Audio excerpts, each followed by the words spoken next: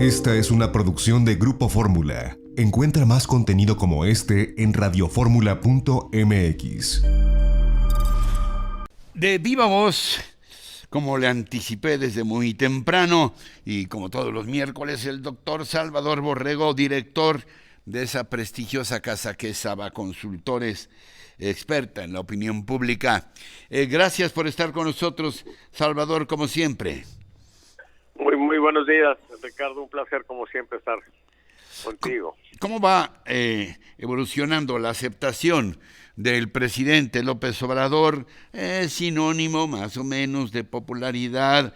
¿Y cuáles sobre todo los hechos o factores que están influyendo en la misma, Salvador? Yo creo que un tema muy fuerte, Ricardo, es lo que acabas de comentar. Me parece, y yo creo que comparte mucha gente esa opinión, que ha sido un exceso, un riesgo también grande desde otro punto de vista, pues esa actitud tan complaciente, tan condescendiente del presidente con la gente, pues particularmente del cártel de Sinaloa, y ha estado bajo metralla, por otra parte, desde hace algunas semanas por las filtraciones de las guacamayas y también por el tema fundamentalmente del libro de El Rey del Cash, de Elena Chávez. Y entonces lo que estuvimos viendo nosotros en todo ese contexto es que el presidente se deterioraba, pero de manera muy gradual, y así fue durante 6 semanas, y era claro también que estaba presente un esquema de control de daños que de algún modo evitaba que el presidente tuviera un desgaste más severo, y la semana pasada pareció rendir todavía mejores frutos cuando parecía que se recuperaba, aún sin rebasar su línea central. Pero esta semana, si vemos la primera gráfica, lo que estamos observando es que hay una caída ya significativa, estadísticamente significativa, que en el contexto nuestro llamamos una alerta negativa, ¿sí? Registra 55.6% y se ve en la gráfica, en el último puntito, cómo está por debajo de la línea roja. Y al ser una alerta, eso nos permite asomarnos a lo que llamamos los hipocentros para ver qué tipo de personas están castigando al presidente, y se alcanza a apreciar ahí, yo lo leo, que donde está teniendo más rechazo el presidente es en el estado de Jalisco, en quienes no reciben apoyo de los programas del presidente, y en las personas con ingresos entre 20 y 50 mil pesos. Y en la parte azul lo que se aprecia es quiénes son los que están soportando todavía importantemente al presidente, y están en Oaxaca de 26 a 38 años, los que tienen hasta primaria, jubilados, quienes lo aprueban y quienes sí reciben apoyo. Si vemos la siguiente gráfica, vemos que no solamente el presidente resulta averiado, sino también Morena en la identificación partidista, que es el núcleo, los fans, pues, tanto del presidente como de Morena, sí. Los fans, es muy interesante el término, Ricardo, porque sí.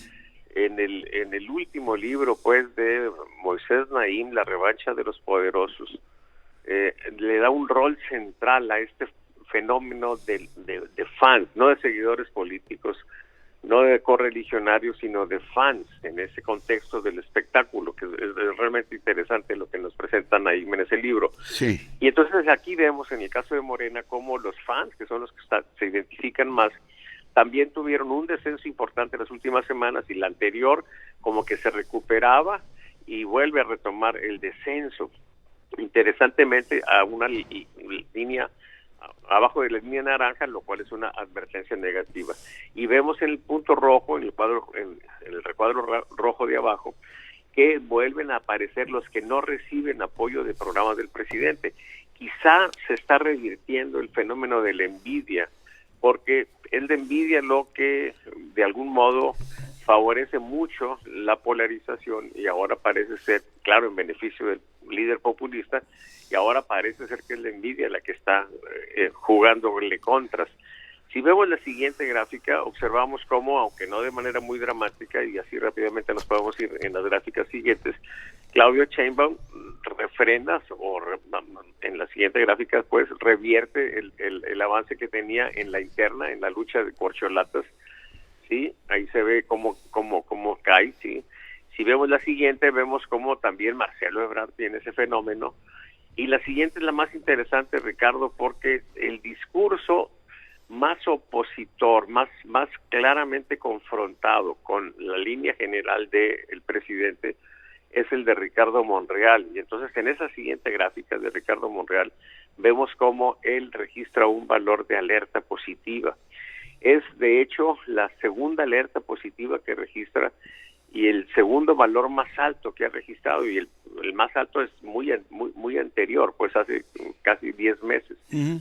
Vemos la siguiente, sí, la de Ricardo Monreal, donde se presenta eso que estoy comentando, después un avance de el personaje, ahí está, el personaje que tiene... Y ahora, perdóname la interrupción, sí, mi querido Salvador, vamos a ver qué pasa, porque ya ayer Monreal, yo creo que comenzó un proceso de deslinde de Morena, porque dijo algo así, palabras más, palabras menos, que su límite era la dignidad, y que si seguía siendo perseguido y maltratado, pues ya no tendría nada más que hacer en Morena. Así que en una de esas, pues quién sabe qué efectos pueda tener ya un rompimiento abierto y definitivo, ¿no? Así es. Ricardo Monreal claramente está ante la historia, Ricardo, porque si él en el Senado, junto con algunos otros senadores, frenan la intentona de detener al INE, de modificar la situación del INE, él estaría pues en una condición donde el pueblo le debería algo, y quizá eso lo pudiera catapultar como un candidato a la presidencia. De hecho, si vemos la siguiente gráfica, vemos cómo los temas que están en la mente de las personas son temas donde pues aparecen los habituales de la inseguridad, pero el primer tema ya de manera específica y diferente es el tema del INE. Es un tema pues que cobra relevancia, además porque pues, los obispos se han manifestado de manera importante en todo el país en contra de esa intentona pues de apoderarse pues de el instituto que realiza las elecciones en México.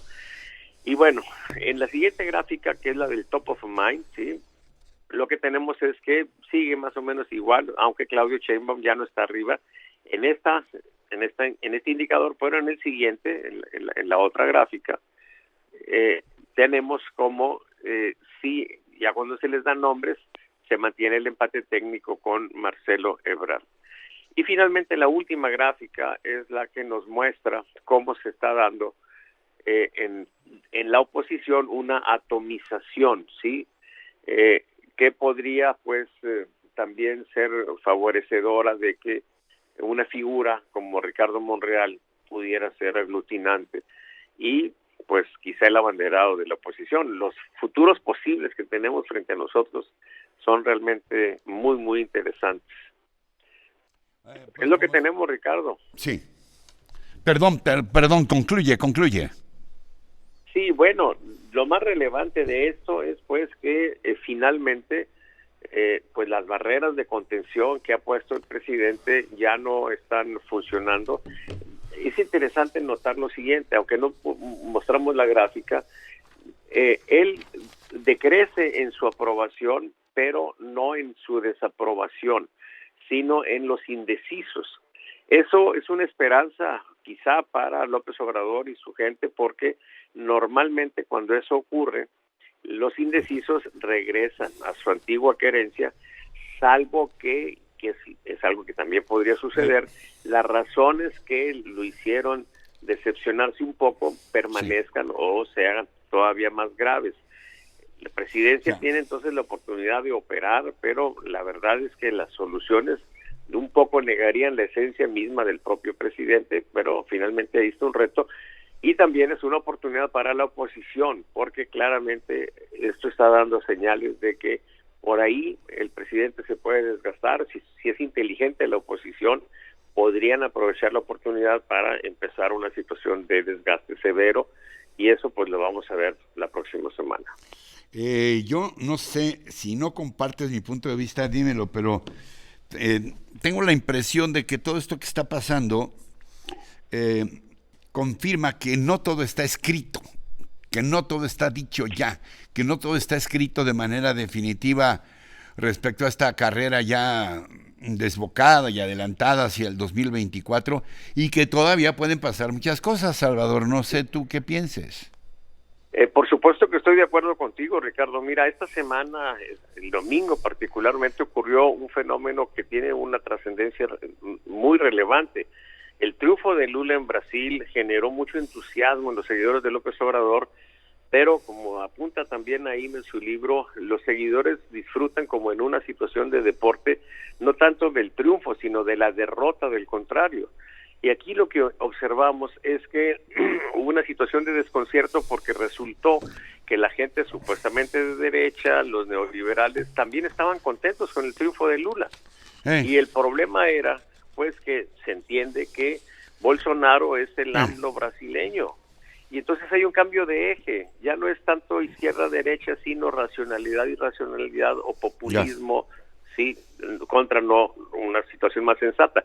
Y eso genera una situación de esperanza, yo creo también. Bien, pues estaremos muy atentos, Salvador, como siempre, muy interesante platicar contigo. Te mando un abrazo, gracias. Igualmente, Ricardo.